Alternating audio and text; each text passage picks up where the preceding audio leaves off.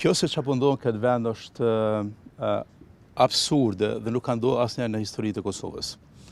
Na kem pas zgjedhje në shkurt, na kem pas zgjedhje në dhjetor dhe na kem pas zgjedhje në qershor. Kem pas tripal zgjedhje nacionale, datat i dini. Asnjëherë nuk ka ndodhur në historitë e Kosovës që dikush 18 muaj e 4 ditë, 18 muaj e 5 ditë të qëndron në zyret e kryeministrit dhe ministrat të qëndrojnë në zyret e tyre duke shkel kushtetutën e Kosovës në 72.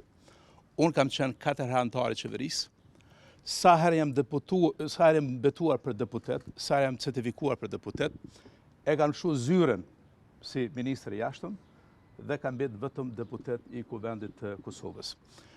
Kjo çfarë po ndodh në këtë vend, në këta 18 muaj të fundit dhe në javën e fundit është që ne nuk e kemi një qeveri legjitime më.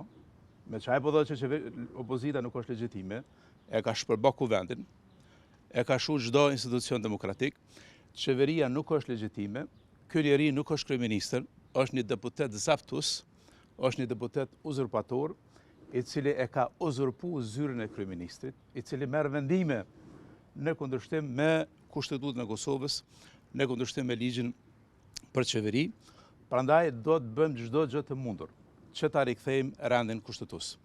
Rendi kushtetues rikthehet kur seancat e kuvendit mbahen sipas ciklit të cilët duhet të mbashin. Nesër duhet fillon seanca e re dhe ftojmë kryesuesin që ta fton, kryesuesin sipas moshës, që ta fton seancën e re. Vetëm ju kujtoj se si Adem Mikullovci 2017 i ftoi çdo 48 orë.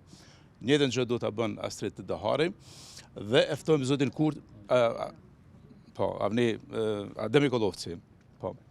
Dhe e ftojmë zotin Kurti që ta formon qeverinë, që të formon institucionet nëse ka vot për të formuar institucionet, por ta lësho zyren e kryeministrit, se ka zaptu zyren e kryeministrit, se është një deputet uzurpator dhe ne do të bëjmë çdo gjë që këtij uzurpimi t'i japim fund.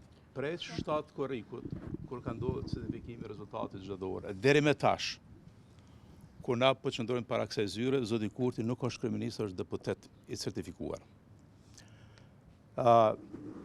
Për shkak të zgjedhjeve të 9 shkurtit, për shkak të zgjedhjeve të dhjetorit dhe të qershorit, 18 muaj e 4 ditë ka qëndruar në këtë zyre jashtëligjshëm, duke shkel kushtetutën, duke shkel ligjin e fuqisë të qeverisë. Ai dhe ministrat e tij nuk guxojnë të marrin vendime si kanë marrë vendime mbrëm. Prandaj këto vendime jo që do të shfuqizojnë çdo qeveri që do të heqet prej Partisë Demokratike të Kosovës, por do të ndjekme çdo rrugë ligjore që ta përballë me zotin Kurti dhe qeverinë e tij për shkelje të kushtetutës dhe për shkelje të ligjeve në fuqi. Nuk mundet të hynë në qeveri se është vetëm një zaptus i një zyres, ku gjë më shumë.